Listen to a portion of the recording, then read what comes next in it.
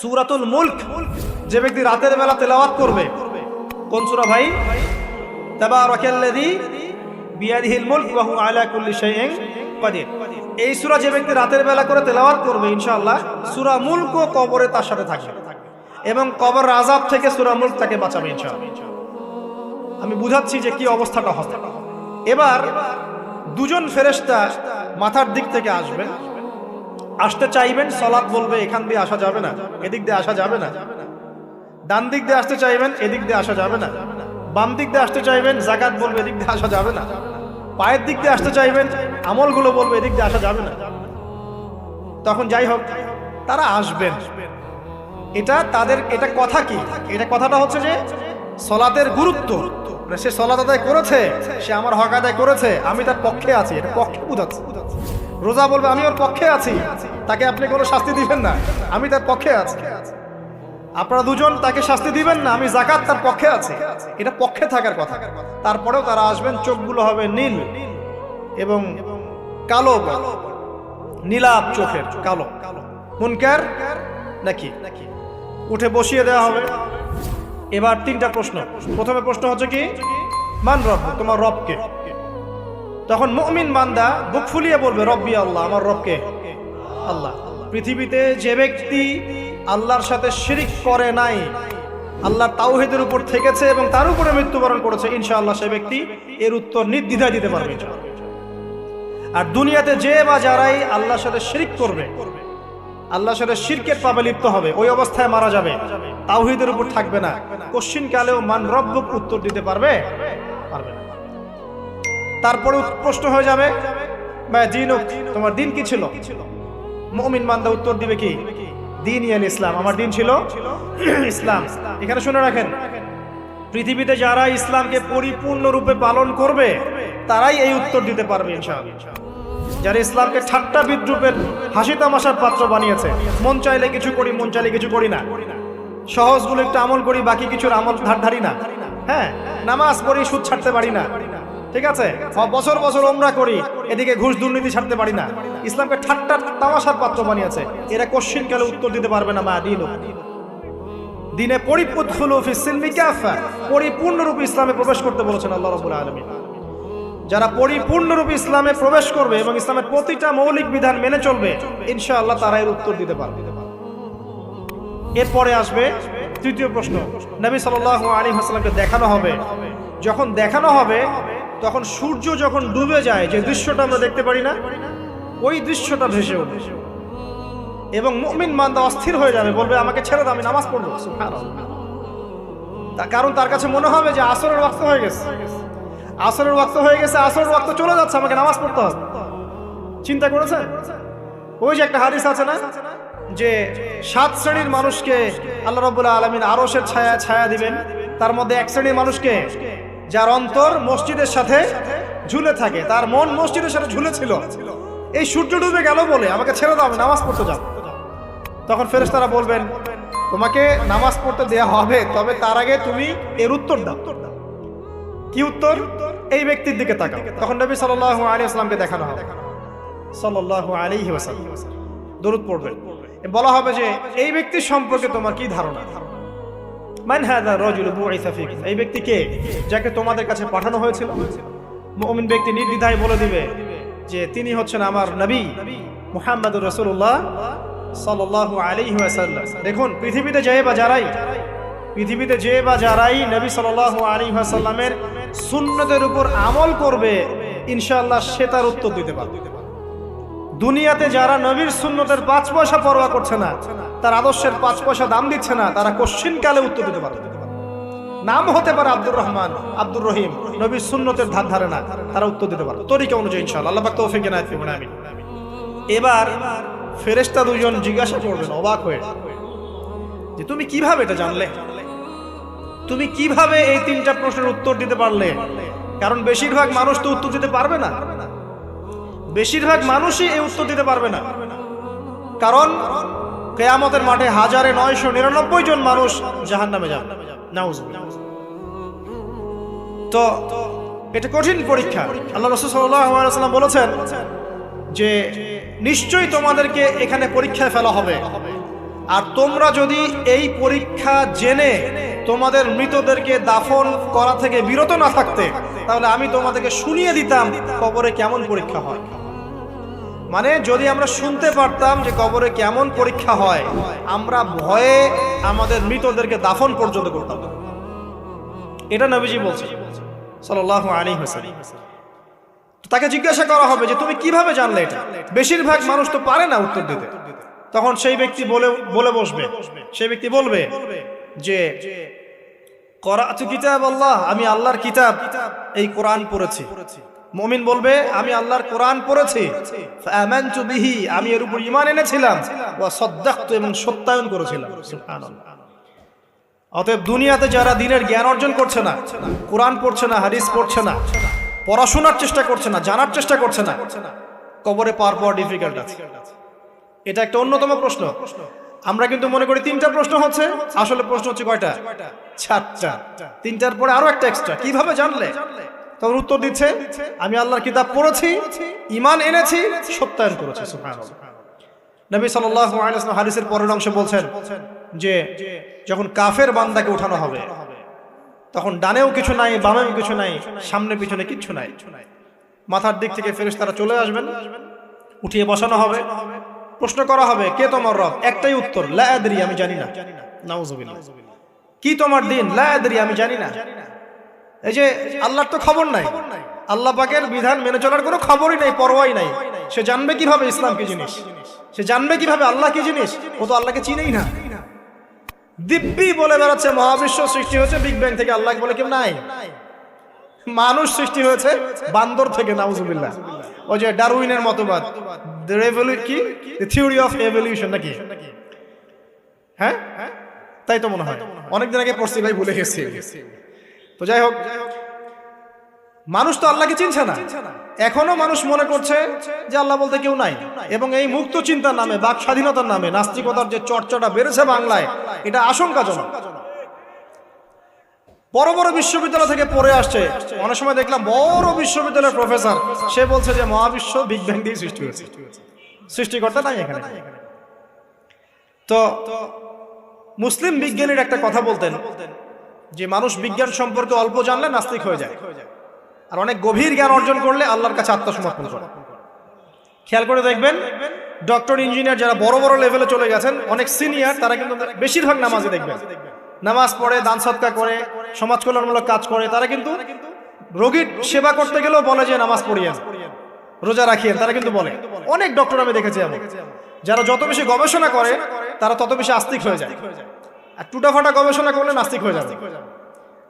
কত প্রশ্ন, ইসলামের এটা কেন, ওইটা কেন, ইসলামে বহুবিবাহ কেন, হ্যাঁ, ইসলামে কি পর্দার বিধান কেন, তারপর ইসলামে এত রেস্ট্রিকশনস, এত বাইন্ডিংস কেন, হ্যাঁ, স্বাধীনতা নাই কেন, কত প্রশ্ন। ইসলামের এগেইনস্টে কত তীর এখন ছোড়া হচ্ছে। তো এই ব্যক্তি কেমন করে উত্তর দিবে যে মাহদিনুক, তোমার দিন কি? আল্লাহর দিকে কত প্রশ্ন ছোড়া হচ্ছে, কত শিরকের পাপ আমরা করছি, অনেক সময় মুসলিম হয়েও শিরকের পাপ করছে। কিভাবে উত্তর দিবে? মান রব্বুক। 3 নাম্বার প্রশ্ন যখন করা হবে, এই ব্যক্তিকে দেখো দেখি, সে বলবে যে আমি জানি না এই ব্যক্তিকে, তবে শুনেছিলাম, মানুষের মুখে শুনেছিলাম, মানুষ যা বলতো আমি তাই বলতাম। মানে সে রাসূল সাল্লাল্লাহু আলাইহি ওয়াসাল্লামের নাম শুনেছিল হয়তোবা, কিন্তু তার সুন্নত বা আদর্শ কখনো মেনে চলে নাই, পারলো না। এবার জান্নাতি ব্যক্তি হলে কি হতো? ওই যে সূর্য ডুবছিল যেখানে, তার দৃষ্টির সীমা পর্যন্ত কবরকে প্রশস্ত করে দেয়া হলো, এবং জান্নাতের একটা দরজা তার কবরে খুলে দেয়া হলো।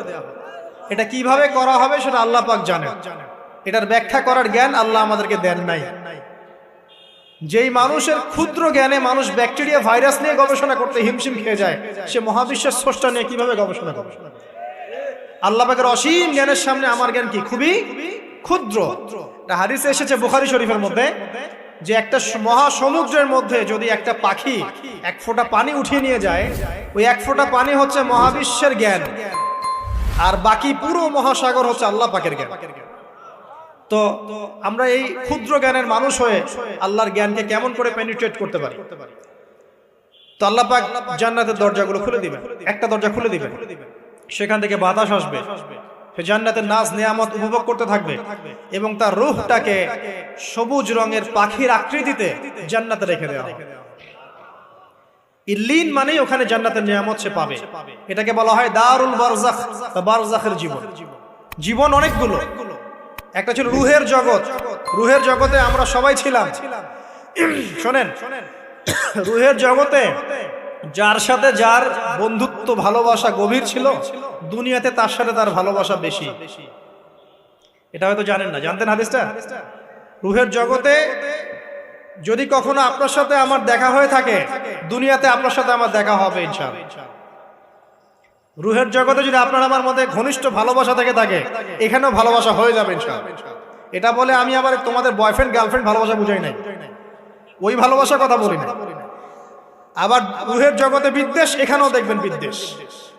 ওটা একটা জগৎ ছিল যেখানে আল্লাহ পাক সমস্ত আদম সন্তানকে সৃষ্টি করে তাদের রূহটাকে রেখেছিলেন এবং ওয়াদা নিয়েছেন। কি ওয়াদা? আল্লাহ পাক বলেছিলেন আলাস্তু বিরাব্বিকুম, সূরা আরাফের 182 নম্বর আয়াত পড়ে দেখবেন। 182 নম্বর আয়াত আল্লাহ পাক বলেছিলেন যে আমি ওয়াদা নিয়েছিলাম, আলাস্তু বিরাব্বিকুম, আমি কি তোমাদের রব নই? আমরা সবাই বলেছিলাম বালা ইয়া রব্বি, অবশ্যই আপনি আমাদের রব। দুনিয়াতে এসে আমরা ভুলে গেছি।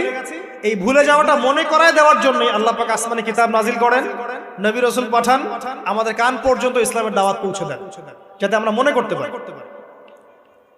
এবার আসেন, রুহের জগতের পর আসলাম এই যে দুনিয়ার জগৎ, দারুদ দুনিয়া। দুনিয়ার মধ্যে আছি হয়তো 50, 60, 70, 100 বছর হাইয়েস্ট।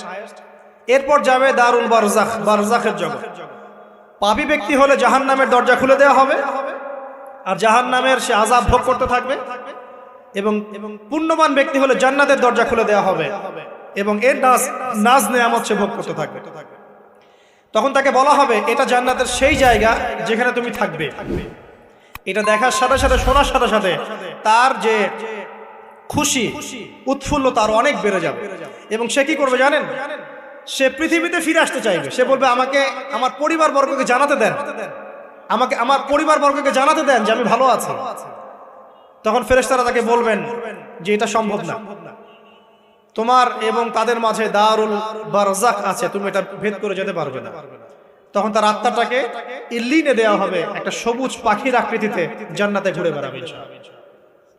আর যদি জাহান্নামী হয় তাহলে যে বললাম দরজা খুলে যাবে, জাহান্নামের মর্মান্তিক আযাব তার দিকে আসতে থাকবে। কবর সংকুচিত হয়ে আসবে এমন ভাবে যাতে তার বাম পাজর ডান পাজরের ভিতরে এইভাবে ঢুকে যাবে। নাউযুবিল্লাহ। এবং এই আযাব চলতে থাকবে ইলা ইয়াউমি ইউবআসুন, পুনরুত্থানের দিন পর্যন্ত। এখন এই যে হাদিসটা আপনারা শুনলেন, এই হাদিসটা ব্যক্তিকেন্দ্রিক নয় কি?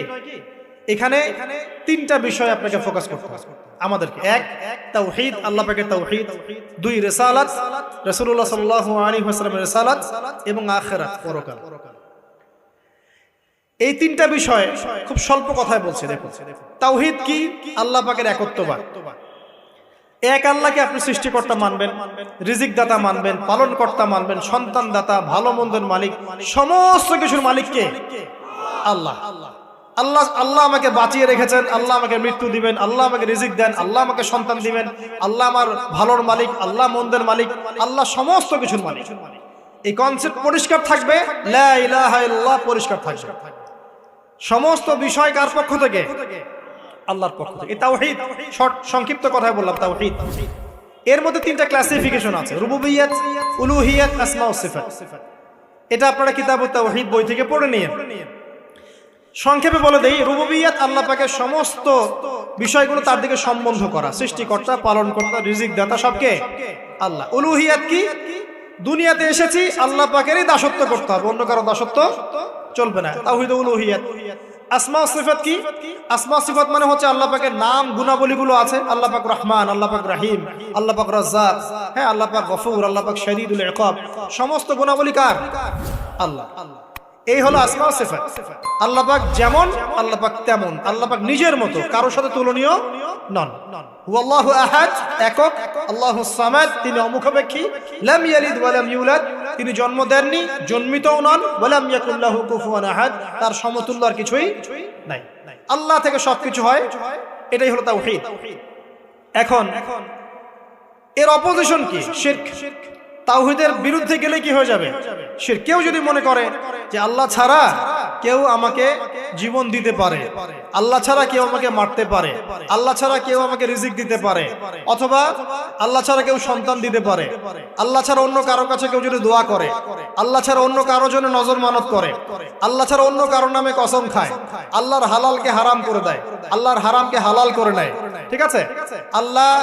আল্লাহ থেকে শুভ অশুভ আসে না, শুভ আল্লাহর পক্ষ থেকে আসে, অশুভ শয়তানের পক্ষ থেকে আসে, এমনও যদি কেউ মনে করে, শুভ অশুভ দুটোই আল্লাহর পক্ষ থেকে আসে, কিন্তু কেউ যদি মনে করে না শুভগুলো আল্লাহর পক্ষ থেকে, অশুভগুলো শয়তানের পক্ষ থেকে, এমনও যদি মনে করে, শিরক হয়ে যায়। মুসলিমরা চলাফেরায় শিরক করছে। এখন মুসলিমরা আল্লাহ ছাড়া অন্য কারো কাছে চাচ্ছে, মুসলিমরা অনেকে কবরে সিজদা করছে, মুসলিমরা অনেকেই মৃত মানুষের কাছে দোয়া করছে, হাতে বালা পরে আছেন, খোলেন না। কেন খোলেন না? ভয়ে যদি আপনার ক্ষতি হয়। শিরক। মুসলিমরা দেখবেন আগুনের সামনে মাথা নত করছে, মুসলিমরা এখন মেডিটেশন করে, ধ্যান করে, মুসলিমরা জিনকে তাবে করতেছে। অনেক সময় দেখা যায় মুসলিমরা জাদু করতেছে, জাদুবিদ্যা, কুফরি কালাম করছে না? করছে। সবই শিরক, সবই শিরক। মুসলিমরা দেখবেন আল্লাহর হালাল যেগুলো আছে এগুলোকে হারাম করে ফেলছে, আবার অনেক সময় আল্লাহর হারামগুলোকে হালাল করে নিচ্ছে। সুদ কি ভাই? এখানে ফরজ, হালাল করে নেওয়া হয়েছে। মদ কি? তোমাদের কাছে তো ওয়াজিব, না খাইলে ঘুম হয় না। তো এই যে আল্লাহর হারামগুলোকে কি করছি আমরা? হালাল করে ফেলছি, এটাও শিরক, কুফরি একটা। তো এক কথায় তাওহীদের উপর যারা থাকবে, মান রব্বুক উত্তর দিতে পারবে ইনশাআল্লাহ। যারা শিরক করে ফেলবে ওই অবস্থায় মারা যাবে, মান রব্বুক উত্তর দিতে পারবে। আমার কথা কি বোঝা যাচ্ছে? আমি সহজ করার চেষ্টা করছি, কিন্তু হয়তো পারছি না, এটা আমার ব্যর্থতা। এক কথায় যদি আমরা কবরের প্রথম প্রশ্নের উত্তর দিতে চাই, তাহলে আমাদেরকে অবশ্যই তাওহীদের উপর থাকতে হবে, শিরকে যাওয়া যাবে না। প্রিয় ভাইরা, শিরকের পাপ থেকে আজকে তওবা করে ফেলবেন। আল্লাহ জেনে না জেনে জীবনে যত শিরক করেছে আল্লাহ মাফ করুন, আমিন। এবং আগামী দিনগুলোতে শিরকের পাপে লিপ্ত হয় না। প্রিয় ভাইরা, যদি আপনার আমলনামায় আসমান জমিন সমানও পাপ থাকে, শিরকের পাপটুকু না থাকে, আল্লাহ পাক আপনার পুরো পাপ মাফ করতে পারবেন ইনশাআল্লাহ। আল্লাহ পাক বলেছেন, মেরাজের রাতে নবী সাল্লাল্লাহু আলাইহি ওয়াসাল্লামকে আরশে আজিমের কাছে উঠিয়ে নিয়ে আল্লাহ পাক 3টা ওহী করেছেন। কয়টা ওহী? একটা ছিল 5 ওয়াক্ত নামাজ, ঠিক আছে? 2টা হচ্ছে 2 নাম্বার হচ্ছে সূরা বাকারার শেষের 3টা আয়াত। 3 নাম্বার একটা ওয়াদা, একটা প্রতিশ্রুতি। সেটা কি? হে মুহাম্মদ সাল্লাল্লাহু আলাইহি ওয়াসাল্লাম, তোমার উম্মতের মধ্যে কেউ যদি আসমান জমিন সমান পাপ নিয়ে আমার সামনে হাজির হয়, কিন্তু আমার সাথে কাউকে শরীক না করে, শিরক না করে, তাহলে আমি আল্লাহ তার সামনে আসমান জমিন সমান ক্ষমা নিয়ে হাজির হব, মানে মাফ করে দেওয়া হবে ইনশাআল্লাহ। অতএব শিরকের পাপে যায় না, ইনশাআল্লাহ জান্নাতে যাওয়া যাবে। যে ব্যক্তি মন থেকে একবার লা ইলাহা ইল্লাল্লাহ পড়েছে, সমস্ত বিষয় আল্লাহর দিকে সুপর্দ করে, তার অন্যান্য অনেক পাপ থাকতে পারে, আল্লাহ পাক চাইলে সব পাপ মাফ করতে পারে। অতএব মান রব্বুক উত্তর দিতে চাইলে শিরকের পাপে যাওয়া যাবে? যাবে না। আধুনিক শিরকের মধ্যে সবচেয়ে ভয়ঙ্করটা হচ্ছে এটা, যে আমরা আল্লাহর হালালকে হারাম করে নিচ্ছি, হারামকে আবার হালাল করে ফেলছি। এখানে যায় না।